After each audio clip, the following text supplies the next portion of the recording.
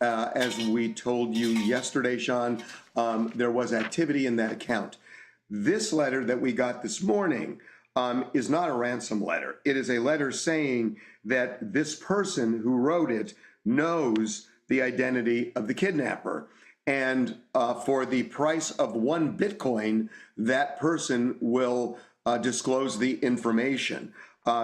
The person gives a Bitcoin address. We have checked it all day. So far, there is no Bitcoin that has been deposited, as you said, worth about $67,000. If this is a hoax, it's a crime. It is criminal fraud. But we turn this over to the FBI and the Sheriff's Department. Shu Inosats, what Harvey just told you changes this entire investigation. A third letter, not asking for Nancy Guthrie's return, asking to sell information about who took her. And here's what makes this absolutely critical. The FBI is now tracking 2 separate Bitcoin addresses from 2 different letters, which means they're potentially dealing with multiple suspects or someone playing a very dangerous game of criminal fraud. Let's break down what that clip just revealed and why law enforcement is treating this as a pivotal moment. The first letter TMZ received was straightforward extortion. Pay ransom in Bitcoin. Get Nancy back. Standard kidnapping playbook. That account showed activity, meaning someone accessed it, which gave investigators their first digital trail in 10 agonizing days. But this morning's letter flips the script entirely. Someone claims they're not the kidnapper, but they know who is, and they want 1 Bitcoin to talk. Now here's where your alarm bells should be ringing, just like law enforcement's are. That Bitcoin is worth $67,500. The official reward for information leading to Nancy's safe return? $50,000. You're risking federal prison time for $17,500 more than you could get legally and safely by simply calling the tip line. That's not just suspicious. That's a flashing red indicator that something else is happening here. Harvey laid out one hypothesis. Maybe this person knows rewards don't always get paid. There was controversy recently when someone helped capture a fugitive but got stiffed on the reward money. So perhaps they want guaranteed payment through Bitcoin's irreversible transaction system. But there's another possibility investigators are quietly exploring, and this one's darker. What if the kidnapper is testing law enforcement's response capabilities? Each letter is a probe. How fast do they react? What resources do they deploy? Are they monitoring cryptocurrency transactions in real time? Because here's what we know about modern kidnapping cases that most people don't understand. The first 72 hours are statistically the most critical, but once you pass that threshold and the victim is still alive, you're dealing with a different psychological profile. This isn't a panicked impulse crime. Nancy Guthrie has been missing for 10 days now. That duration suggests planning, preparation, and most concerning, a specific endgame that requires keeping her alive longer than typical abduction scenarios. The FBI's Behavioral Analysis Unit has a classification for this. They call it extended captivity with instrumental motivation, which is clinical language for someone who took Nancy for a reason beyond immediate ransom. Maybe it's leverage for something else entirely. Maybe it's a grudge that requires prolonged psychological impact on the family. Or maybe, and this is the theory that keeps law enforcement up at night, there are multiple parties involved who didn't coordinate properly and are now improvising. Let me connect this to something that might be happening in your own community right now without you realizing it. According to FBI statistics, there are currently over 90 active stranger abduction cases in the United States, 90 families going through exactly what the Guthries are experiencing this moment. Your neighbor could be one of them, and you'd never know because most don't generate national headlines. The criteria that makes a case break through the media noise? 3 factors: victim demographics that audiences identify with, an investigative detail unusual enough to create narrative hooks, and law enforcement willing to share information publicly to generate leads. Nancy Guthrie checks all 3 boxes. Middle-aged woman taken from her own property in daylight hours. A kidnapper bold enough to approach a home in a residential area. And now these bizarre Bitcoin letters creating a digital trail that investigators can actually follow in real time. But here's what that means for public safety in your neighborhood. This level of brazenness suggests either extreme desperation or extreme confidence. Neither option is comforting when you consider that Tucson's foothills area, where Nancy lives, is an affluent, low-crime zone. Criminals don't usually hunt there unless they have specific intelligence about security vulnerabilities. Which brings us to the evidence Harvey mentioned: the backpack, the gun placement, the gloves. On the surface, these look like investigative gold.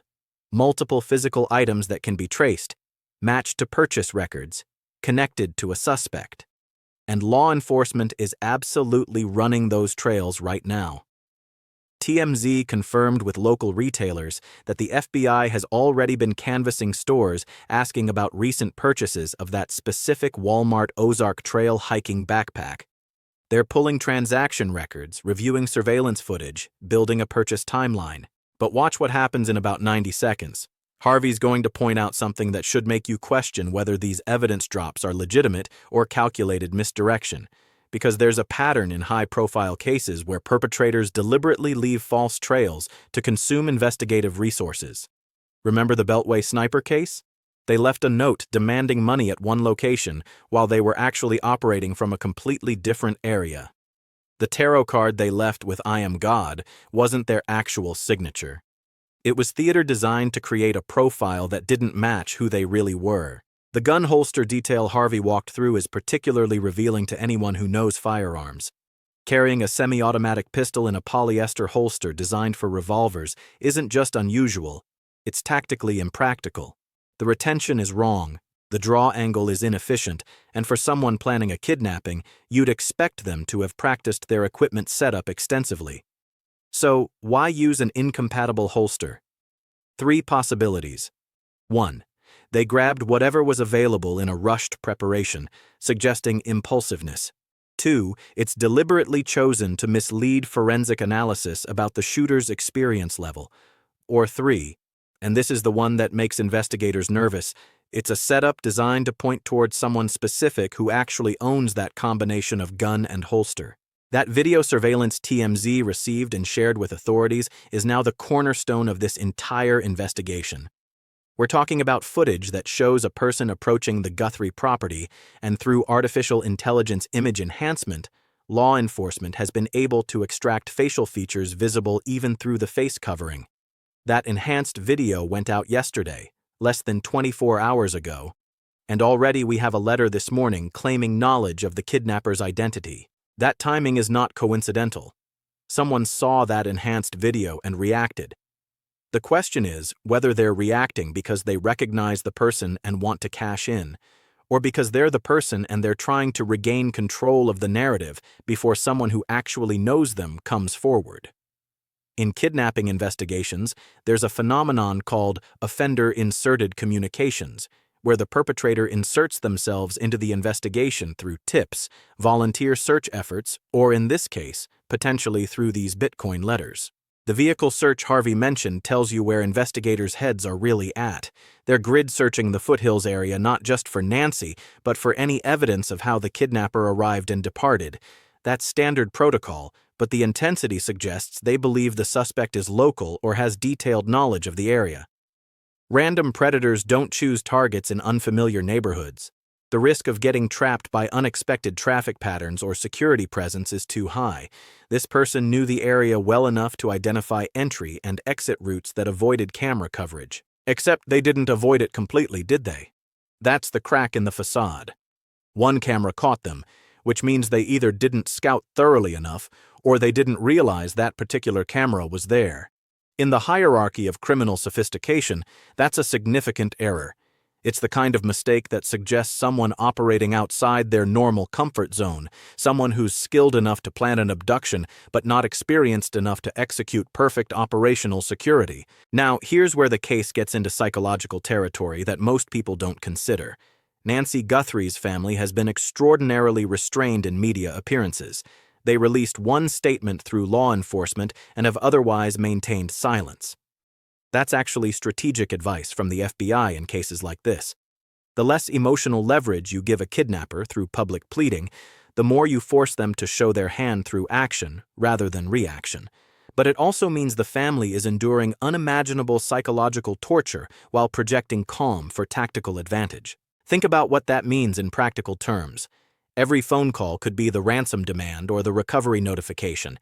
Every knock on the door could be the FBI with news, good or devastating. You can't sleep because the phone might ring.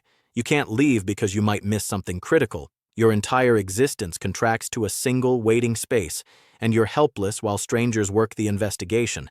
That's the reality for the Guthrie family right now, and for 90 other families across the country in similar situations. The glove evidence that just got reported, 2 gloves, not 1, should be the breakthrough that cracks this case wide open. DNA analysis can now potentially identify the suspect through genetic material inside those gloves.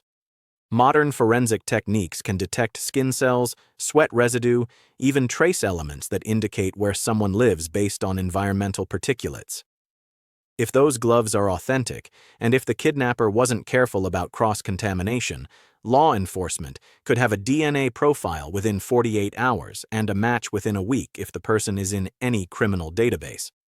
But Harvey's about to raise a point that makes this evidence feel less like a gift and more like a question mark. What Harvey just showed you is exactly why seasoned investigators become cynical. The O.J. Simpson comparison isn't just a cultural reference. It's a direct parallel to the most famous evidence controversy in American legal history. 1 glove found at the crime scene, 1 at O.J.'s property, and decades of debate about whether they were planted.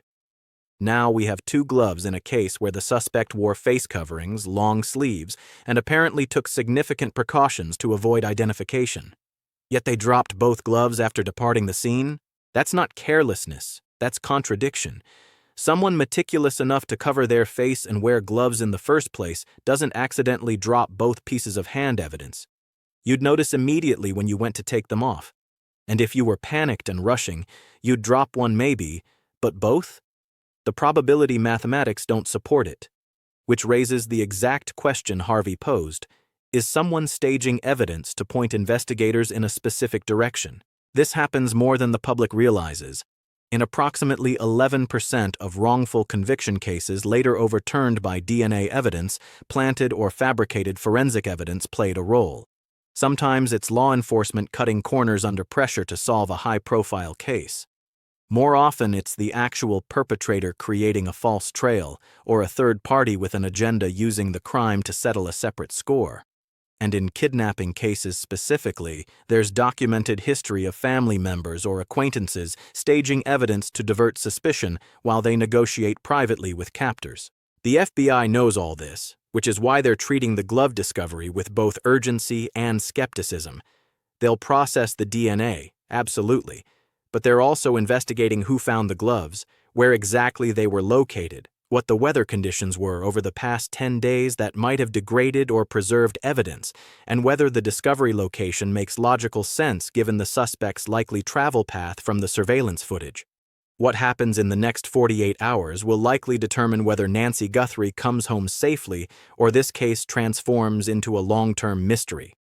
That enhanced surveillance video is now in the hands of every law enforcement agency in Arizona and neighboring states. Someone who knows that person will see it. The question is whether they'll come forward to the $50,000 reward hotline, or whether they'll try the Bitcoin route and risk federal prosecution. And somewhere, right now, Nancy Guthrie is either being held by someone watching this coverage spiral out of their control, or she's already beyond help, and this entire investigation is a recovery operation that law enforcement won't publicly acknowledge yet. The statistics say that after 10 days, if there's been no ransom payment and no body discovery, you're in uncharted territory where the normal predictive models break down. Whatever is happening here isn't following the standard kidnapping profile, which means the resolution, when it comes, is going to surprise everyone, including the investigators who think they've seen everything.